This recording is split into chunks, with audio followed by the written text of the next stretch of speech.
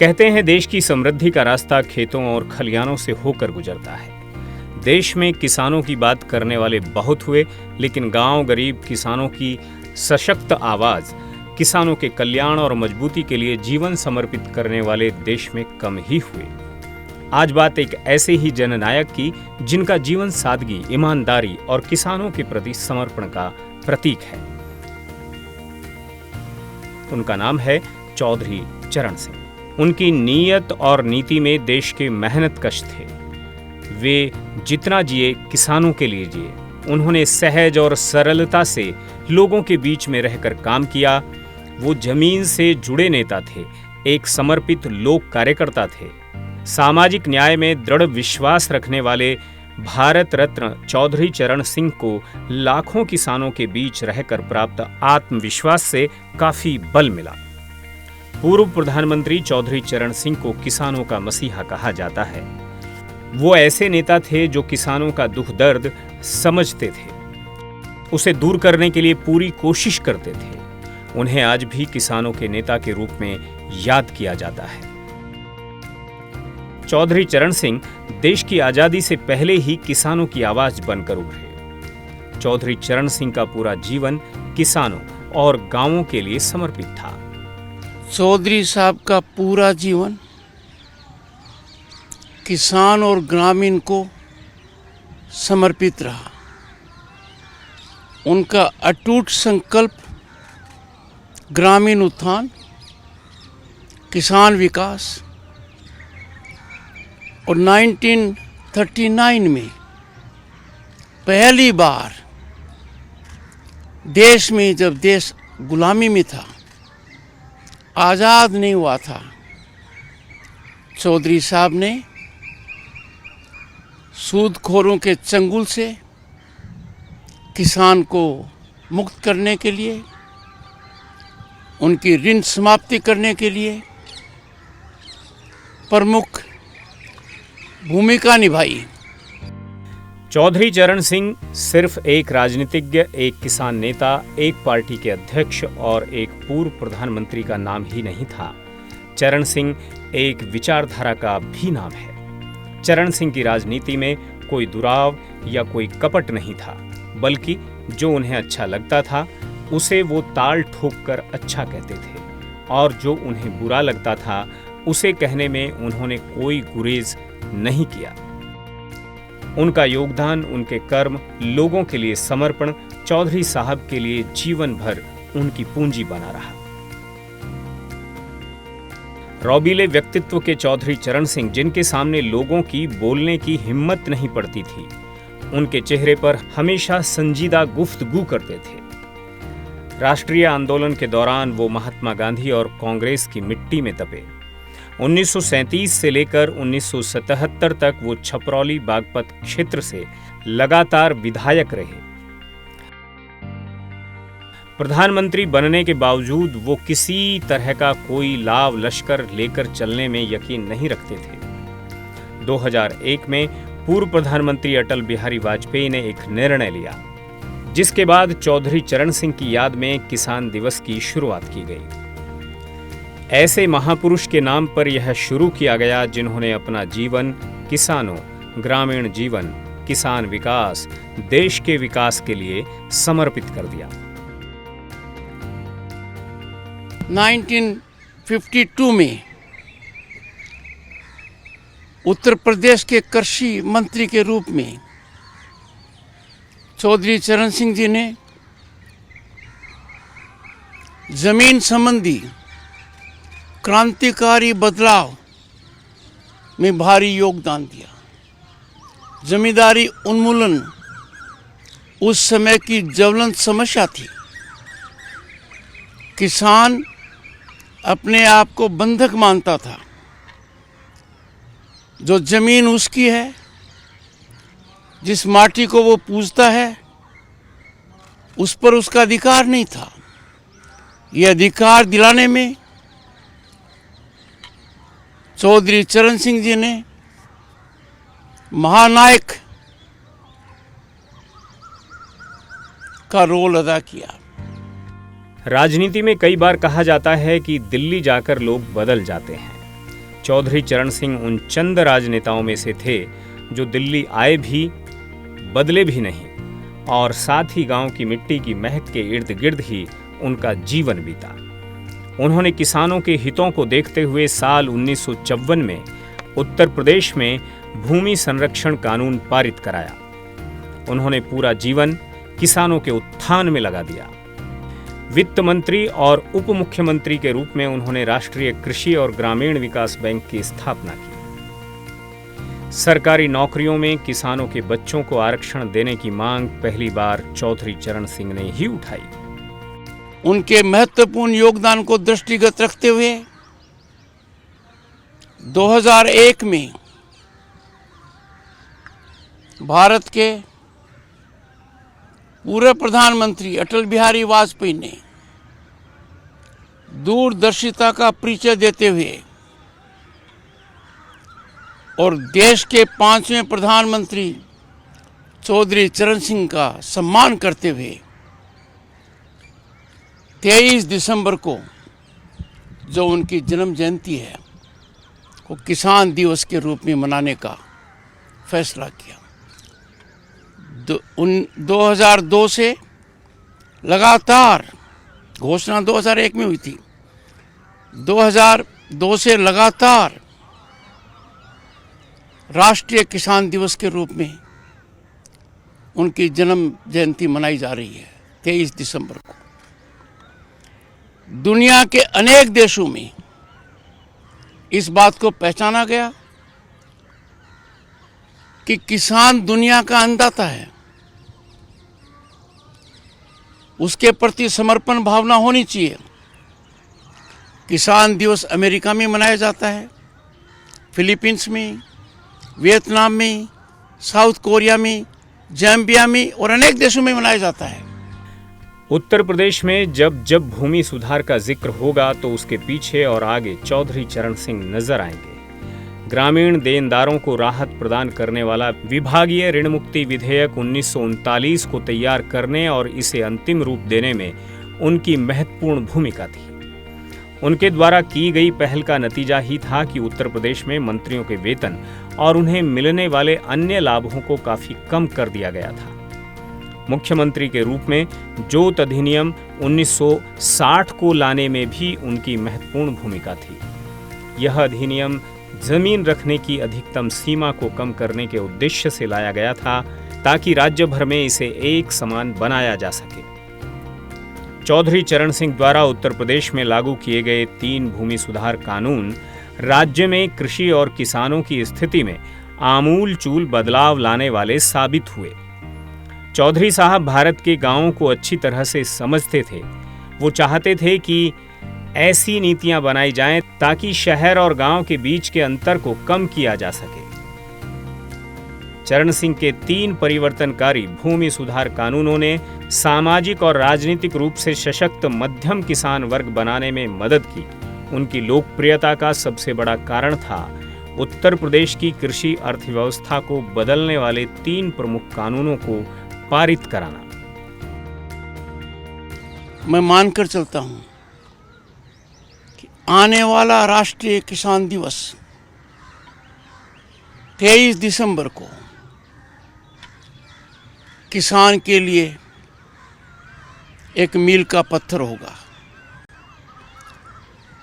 और जो 730 से ज्यादा देश में कृषि विज्ञान केंद्र हैं, 110 से ज़्यादा Indian council of agriculture research की जो संस्थाएं हैं, 70 से ज़्यादा जो उनकी विश्वविद्यालय हैं, उन सब में जीवंत रूप से चौधरी साहब के योगदान को और आज की परिस्थिति में सरकारी नीतियां किसान के लिए क्या कर सकती हैं, किसान को कैसे प्रोत्साहित कर सकते हैं, किसान कैसे अपनी आर्थिक व्यवस्था को मजबूत करता है, उसकी ओर ध्यान दिया जाएगा। स्वतंत्रता सेनानी से लेकर देश के प्रधानमंत्री बने चौधरी चरण सिंह ने ही भ्रष्टाचार के खिलाफ सबसे पहले आवाज बुलंद की और आह्वान किया कि भ्रष्टाचार का अंत ही देश को आगे ले जा सकता है।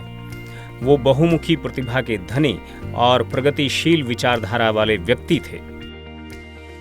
विकसित भारत को परिभाषित करने के लिए,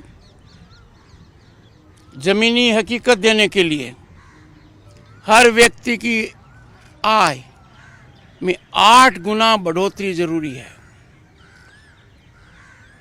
ये निश्चित होकर रहेगा, पर इसमें किसान को दूरदर्शी बनना पड़ेगा। आज हमारा किसान उत्पादन तक सीमित है। बड़े परिश्रम से, कई बार विपरीत परिस्थितियों में चुनौतियों को झेलता हुआ, चुनौतियों की कसौटी पर खरा उतरता हुआ कृषि उत्पाद को आयाम देता है। चौधरी चरण सिंह का जन्म 1902 में उत्तर प्रदेश के तत्कालीन मेरठ जिले के नूरपुर की मंढैया में एक मध्यम वर्गीय किसान परिवार में हुआ। उन्होंने 1923 में विज्ञान से स्नातक किया और 1925 में आगरा विश्वविद्यालय से स्नातकोत्तर की उपाधि हासिल की।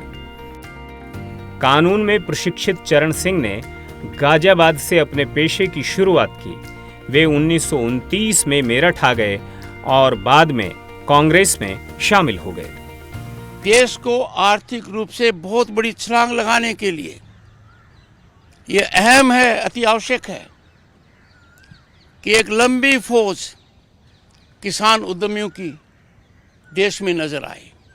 एग्रीप्रेन्योर्स are need of the hour, need of hour society. सहकारिता विभाग इसमें बहुत बड़ी भूमिका अदा कर सकता है और इन सब के लिए प्रेरणा के स्रोत भारत के 5वें प्रधानमंत्री, भारत रत्न चौधरी चरण सिंह हैं। चौधरी चरण सिंह सबसे पहले 1937 में छपरौली से उत्तर प्रदेश विधानसभा के लिए चुने गए।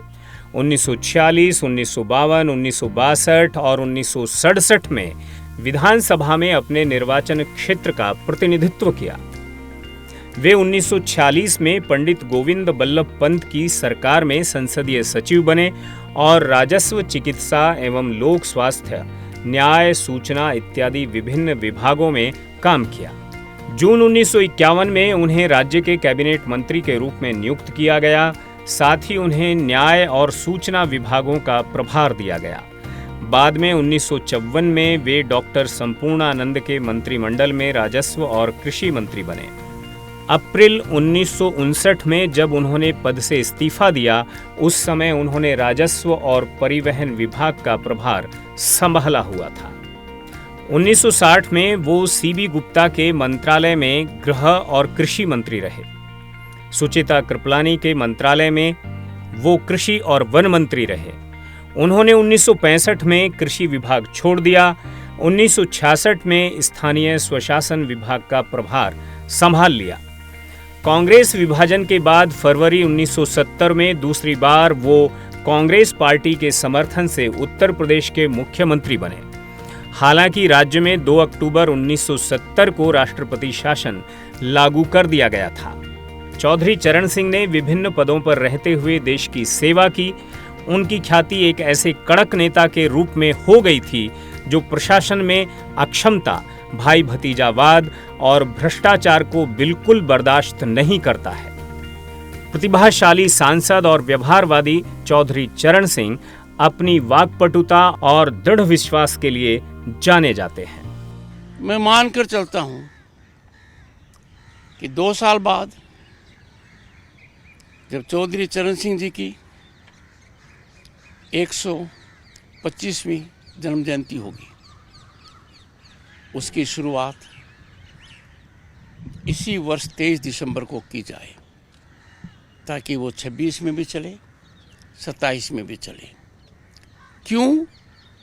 कि कृषि को लेकर, ग्रामीण विकास को लेकर भारत के इतिहास में चौधरी चरण सिंह जी का स्थान सबसे ऊपर है, सर्वोपरि है। लगातार 40 सालों तक कांग्रेस पार्टी का सदस्य रहने के बाद उन्होंने 1967 में पार्टी से इस्तीफा दिया और 1 साल बाद भारतीय क्रांति दल का गठन किया। 1977 में आपातकाल समाप्त होने के बाद जनता पार्टी के गठन में भी चरण सिंह की महत्वपूर्ण भूमिका रही। किसानों के मसीहा कहे जाने वाले चौधरी चरण सिंह देश के 5वें प्रधानमंत्री रहे। वो 28 जुलाई 1979 से 14 जनवरी 1980 तक प्रधानमंत्री के पद पर रहे। चौधरी साहब ने अपना जीवन किसानों की समृद्धि के लिए समर्पित किया। चौधरी साहब ने छोटे किसानों के लिए जो किया वो पूरा देश कभी नहीं भूल सकता। अभी कुछ दिन पहले हमारी सरकार को किसानों के मसीहा चौधरी चरण सिंह जी को भारत रत्न देने का सौभाग्य मिला। उत्तर प्रदेश की धरती के बेटे चौधरी साहब का सम्मान करना देश के करोड़ों मजदूर, देश के करोड़ों किसानों का सम्मान। आज चौधरी साहब से प्रेरणा लेकर हम देश के किसानों को निरंतर सशक्त कर रहे हैं। चौधरी चरण सिंह ने अत्यंत साधारण जीवन व्यतीत किया और अपने खाली समय में वे पढ़ने और लिखने का काम करते थे। उन्होंने कई किताबें और 4 पुस्तिकाएं लिखीं, जिसमें जमींदारी उन्मूलन, भारत की गरीबी और उसका समाधान, किसानों की भूसंपत्ति या किसानों के लिए भूमि, prevention of division of holdings below a certain minimum cooperative farming एक्स रेद प्रमुख हैं।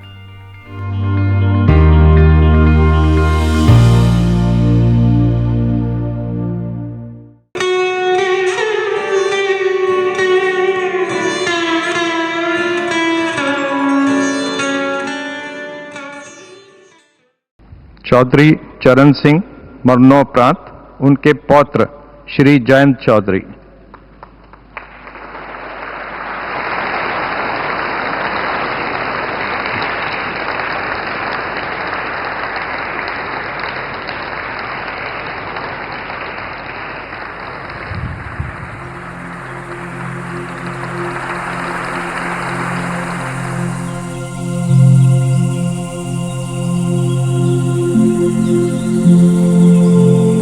बीसवीं सदी के शुरुआती दौर का भारत, जहां भारत के एक बड़े हिस्से पर बरतानिया हुकूमत का जुल्म सितम था, वहीं दूसरा हिस्सा राजे महाराजाओं, सामंती व्यवस्था, जमींदारों की जद में था।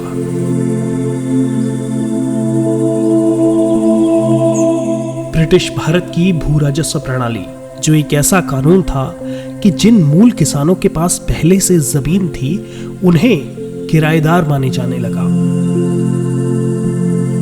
और अगर किसान जमींदार को बड़ा हिस्सा नहीं दे पाते तो उनको उनकी ही जमीन से बेदखल कर दिया जाता था।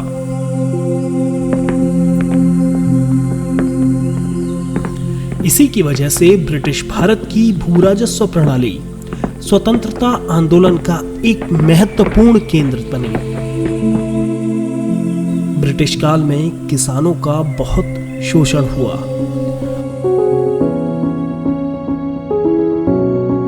उत्तर प्रदेश में चौधरी चरण सिंह जमींदारी उन्मूलन और भूमि सुधार विधेयक के प्रमुख वास्तुकार और रक्षक बने, जिसे अंततः 1952 में कानून में पारित किया गया था। चरण सिंह ने इस कानून को अपने राजनीतिक जीवन की सबसे बड़ी उपलब्धि माना। मध्यम काठी और दुबले पतले कद के चौधरी चरण सिंह, जिन्होंने अपने पूरे जीवन खादी कपड़े पहन के गुजारे, वे नैतिक और संयमी जीवन जीने के लिए भारतीय विकास में कृषि की प्रधानता देने के लिए, भारत की गरीबी के समाधान के रूप में ग्रामीण रोजगार सृजन करने के लिए एवं भूमि सुधार और कृषि उत्पादकता के लिए जाने गए।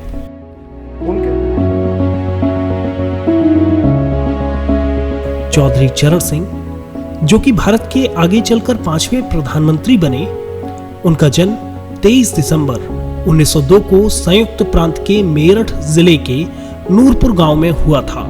चरण सिंह की प्रारंभिक शिक्षा जानी खुर्द गांव में हुई। वो एक सक्षम और उज्जवल छात्र रहे। 1919 में उन्होंने मेरठ से सरकारी हाई स्कूल से मैट्रिक की पढ़ाई पूरी की। इसके बाद वो आगरा कॉलेज आगरा गए, जहां उन्होंने 1923 में बीएससी, 1925 में इतिहास में एमए और 1926 में एलएलबी किया। उन्होंने गाजियाबाद में नागरिक कानून का अभ्यास करना शुरू किया, लेकिन 1929 में भारतीय राष्ट्रीय कांग्रेस में शामिल होने के लिए उन्होंने वकालत की प्रैक्टिस को छोड़ दिया। चरण सिंह ने जीवन भर एक किसान परिवार में अपनी परवरिश और इससे जुड़े मूल्यों अर्थात निरंतर कड़ी मेहनत, स्वतंत्रता और अडिग ईमानदारी को संजोया। 1918 के आसपास स्वामी दयानंद के आर्य समाज ने दूसरे महत्वपूर्ण प्रभाव के रूप में उनके जीवन में प्रवेश किया। तीसरा महात्मा गांधी का भारतीय राष्ट्रीय कांग्रेस के नेतृत्व वाला स्वतंत्रता आंदोलन था। उन्होंने अंग्रेजों के शासन से मुक्त भारत और ग्रामीण भारत के लोगों की उद्यमशीलता और लोकतांत्रिक भावना को गुलाम बनाए रखने की साजिश रचने वाली कई नीतियों के बारे में एक वैकल्पिक विकासात्मक दृष्टिकोण रखा। राष्ट्रवादी आंदोलन और कांग्रेस के नेतृत्व वाले अभियानों के दौरान उन्हें 1930, 1940 और 1942 में कैद किया गया था। चरण सिंह के राजनीतिक करियर में उन्हें भारतीय राजनीतिक व्यवस्था के सभी स्तरों पर पश्चिमी संयुक्त प्रांत में मेरठ के अपने जिले से पूरे राज्य में और अंततः राष्ट्रीय राजनीति में शामिल किया गया। 1937 में चौधरी चरण सिंह पहली बार संयुक्त प्रांत विधानसभा के लिए चुने गए और कुछ ही दिनों बाद उन्होंने निजी विधेयक कृषि उत्पाद विपणन विधेयक पेश किया, जिसमें किसानों को व्यापारियों और आढ़तियों से सुरक्षा के प्रावधान थे। वह जल्द ही राज्य के प्रमुख गोविंद बल्लभ पंत के पसंदीदा बन गए, जिन्होंने उन्हें 1946 से 1950 तक दूसरी कांग्रेस सरकार में संसदीय सचिव यानी कि जूनियर मंत्री नियुक्त किया। मंत्रालय में अपेक्षाकृत जूनियर स्थिति में होने के बावजूद पंत जी ने उन्हें जमींदारी उन्मूलन और भूमि सुधार विधेयक का प्रमुख वास्तुकार और रक्षक बनाया, जिसे अंततः 1952 में कानून में पारित किया गया था। चरण सिंह ने इस कानून को अपने राजनीतिक जीवन की सबसे बड़ी उपलब्धि माना। इस कानून ने लाखों किसानों का सशक्तिकरण किया और शक्तिशाली जमींदारों के शोषण का शांतिपूर्ण विनाश किया। 1951 से करीब 1960 में 19 महीने की अवधि को अपवाद के रूप में छोड़ दें तो वो उत्तर प्रदेश में हर कांग्रेस सरकार में कैबिनेट स्तर के मंत्री थे। उन्होंने राज्य कानून, राजस्व, भूमि, कृषि, वन और कानून और व्यवस्था के जटिल मुद्दों की एक श्रृंखला का गहरा ज्ञान प्राप्त किया, जिसने उन्हें कई मुद्दों का एक अद्वितीय दृष्टिकोण प्रदान किया और उत्तर प्रदेश और बाद में देश के सामने आने वाली विशाल समस्याओं का समाधान किया। सरकार में उन्हें सरकारी प्रशासन में दक्षता के लिए एक योद्धा की प्रतिष्ठा प्रदान की। तमाम राजनीतिक उठापटक के बीच वो लेखन से पीछे नहीं हटे। अपने सादगी भरे जीवन में सच्चरित्र पर बड़ा जोर दिया। उन्होंने कई पुस्तकों के साथ साथ राजनीतिक दल के घोषणा पत्र भी लिखे। 1967 में कांग्रेस से मनमुटाव के बाद और पार्टी में जारी षड्यंत्रों के बीच उन्होंने कांग्रेस को छोड़ना मुनासिब समझा और कांग्रेस से अलग हुए। इसके बाद उन्होंने एक नई राजनीतिक पार्टी भारतीय क्रांति दल विकसित की। 1967-68 में और फिर 1970 में उत्तर प्रदेश के मुख्यमंत्री बने और भारत में गठबंधन की राजनीति के अग्रदूत भी। 1975 और 1977 के बीच आपातकाल के शासन के पश्चात 1977 में हुए आम चुनावों में कई दलों के साथ मिलकर कांग्रेस को हराया गया और स्वतंत्रता के बाद भारत में पहली गैर कांग्रेसी सरकार की स्थापना हुई। चौधरी चरण सिंह 1977 और 1979 के बीच नई दिल्ली में जनता सरकार में मोरारजी देसाई के गृह मंत्री तत्कालीन उप प्रधानमंत्री थे और जुलाई में जनता सरकार के टूटने के बाद थोड़े समय के लिए भारत के प्रधानमंत्री भी बने। अभी यहाँ केंद्रीय गवर्नमेंट में जो तब्दीली आई है वो प्रजातांत्रिक तरीके से और शांतिपूर्ण तरीके से आई है। हरिजन लोग, आदिवासी लोग, भूमिहीन लोग, बेरोजगार लोग या जिनके पास कम रोजगार और अपने देश के 50% से अधिक किसान जिनके पास केवल 1 हेक्टेयर जमीन है, 4 बीघे जमीन से कम है, इन सब की तरफ गवर्नमेंट का विशेष ध्यान होगा। प्रधानमंत्री बनने के बाद चौधरी चरण सिंह ने ग्रामीण विकास विभाग की जगह ग्रामीण पुनरुत्थान मंत्रालय बनाया, जो कि आगे चलकर ग्रामीण विकास मंत्रालय बना। नवंबर 1985 में उन्हें एक गंभीर अक्षम स्ट्रोक का सामना करना पड़ा और 29 मई 1987 को नई दिल्ली में उनकी मृत्यु हो गई। उन्होंने उत्तरी भारत की राजनीति पर एक स्थायी छाप छोड़ी, जहां उनके राजनीतिक वंशजों ने मध्यम किसानों के बीच दुर्जय राजनीतिक आधार को बरकरार रखा। चौधरी चरण सिंह को भारत के मध्यम वर्ग किसानों के प्रमुख प्रवक्ता के रूप में पहचाना गया है और भारत रत्न से सम्मानित होना इस सम्मान की शोभा को और बढ़ाता है।